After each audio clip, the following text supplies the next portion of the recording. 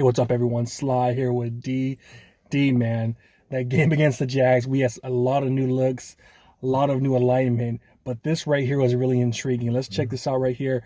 We have Chase Young and Nick Bosa both standing up, six guys on the line of scrimmage, and at the end he had Fred Warner and Dre Greenlaw that backed up in the zone coverage, and then we had to the side, we had Armstead and Hargrave. What do you think about this look, man? Imagine you're a center, though, having Chase Young and Bosa right in front of your damn face. What do you think about this look, I man? mean, that's good because you got to think about it like when the quarterback's saying hike, and then right when you say hike, you got Chase Young and Bosa right in your face. I mean, that just gives a lot of pressure. And then it's really good because for other guys like the Kinlaws, Armstead, going in the outside, it gives them more of an opportunity because usually the outside are always like the weakest side. But unless you're Jake Brendel, and that's kidding.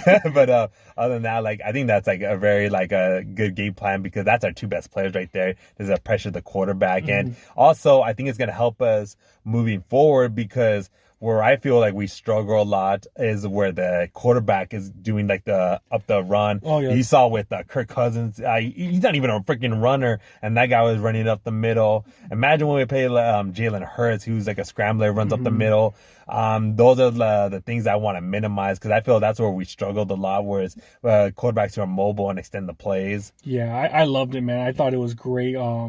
Right away, as Chase Young got through in that play. He got through with that play, and Lawrence had a throw. I think they got like 4 yards, but it was really awesome seeing that. So there was a lot of new wrinkles. And one thing I would do, though, actually, I would do it. I would have, you see right there, I have Fred Warner and Dre Greenlaw play back. And the guys, I'll replace those guys where they're at standing right there. I would have them. I would have one side Gregory. Yeah. On the other side, I know people are think I'm crazy, man. People are gonna hate on me, a guy that's never even played one snap in the NFL yet. But Robert Beal, the rookie from Georgia, 5th-round pick, he may be coming back. He may not actually even be active. But we know one thing: Drake Jackson. I don't think he's coming back. I know he's on IR. I do not think he's coming back. Robert Beal, he's a 4.48 guy, and remember in training camp he was getting by your boy Trent Williams with ease, I think 2 or 3 times. So I think right there, that's insane. But just all these different formation, these different looks, man, it's exciting, man, now that we have that, because I'll be real, with these last 3 games, even before that, we weren't getting like a lot of sacks. The one game disclaimer was the Cowboys. We were getting a lot of pressure on Dak Prescott. But other than that, even against the Giants, we weren't getting a lot of pressure. I know week 1 we got a lot of pressure, but throughout the sprinkled in, even those winning streaks, we weren't getting that pressure. Now they were saying that we pressured, I think, over 45% against Jacksonville. So I mean, I love it, man. If we could do stuff like this, I mean, like Michael Jordan says, what ceiling is the roof. So what do you think, man?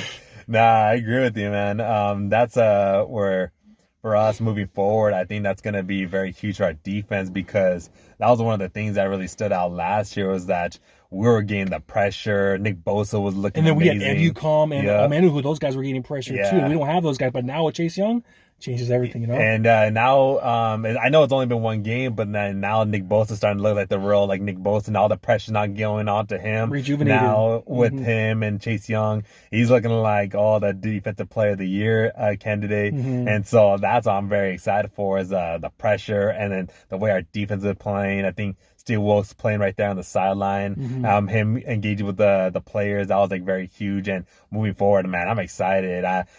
With the guy coming next week with Baker Mayfield, he's gonna be like, shit, with those guys in his face, man. He gets like the most panic out of all the quarterbacks. 2 Ohio State boys coming after him. So that's what I'm excited to see. Yeah, man, I think this whole week was great, the bye week, because I think Steve Wilkes and company, they designed plays that we couldn't do. Like, we could not do this. Like, we could not have done this play with Nick Bosa and, say, Farrell on the inside. Like, it wouldn't have made sense because, you know, Farrell's not going to get there.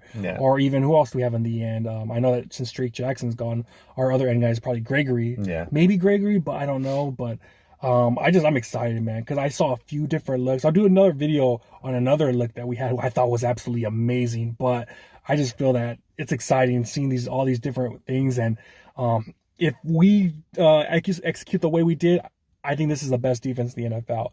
Everyone looked better, man. Our cornerbacks looked better. Our linebackers looked better. Everyone looked better. So if we could keep doing this, and it seemed like we were rejuvenated when we were coming out in the, with that little bump box, the bump box.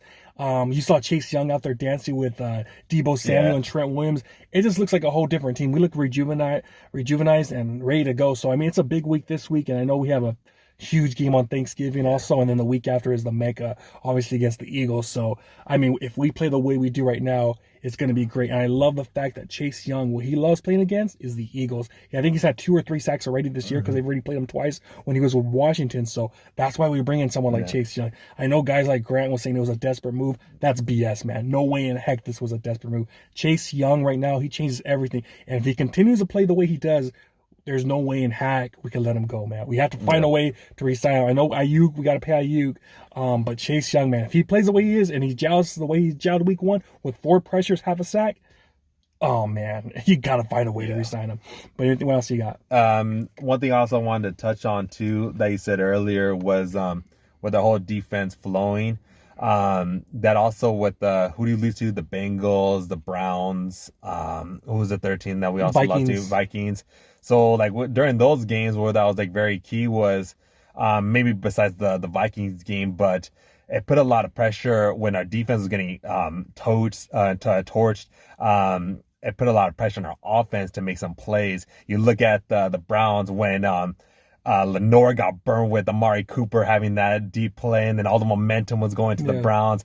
Like shit like that, like that's what puts a lot of pressure in on our offense, because then Brock Purdy's got to come out and make a big play. And I don't give a damn what Nick Wright says, man. If we're up early, like that's what I want to see. I don't give a damn about being down 21 and proving people like, oh, this is our guy. Like I don't give a damn. I want to freaking be up early, man. I want to set a statement. I don't want to be from behind and having a struggle game. I want our team to make a statement like they did against Jacksonville. And then you saw with Trevor Lawrence, man, he didn't know what to do. That's a guy that's very conservative. He protects the ball. He runs when he needs to. All that was gone. And so moving forward with the other teams that we're going to play, man, like I can't wait to watch it. Yeah, I mean, it was that 3-game losing streak. I mean, against the Vikings, we couldn't get no pressure. Yeah. Kirk Cousins had all damn day. Yep. PJ Walker had time, man. He had so much time. PJ Walker looked like a freaking Hall of Famer against us at some point. He made some scramble plays. Yeah, and he made some scramble plays too. But Chase Young, it changes everything.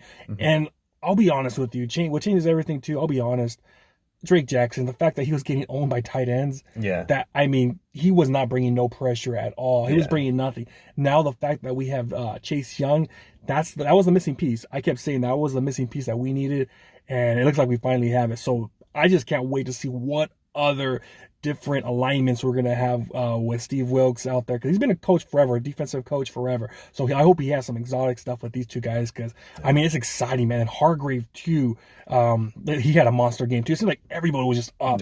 So oh man, I can't wait, man. I can't wait. But that's pretty much what we got, man. Let us know what you think about this new look. Do you like it, having these two guys up front right there? Or do you think, I don't know, it's kind of risky. I would have them at the end. But let us know what you think, man. Like this video, comment. Talk to you next time. Peace.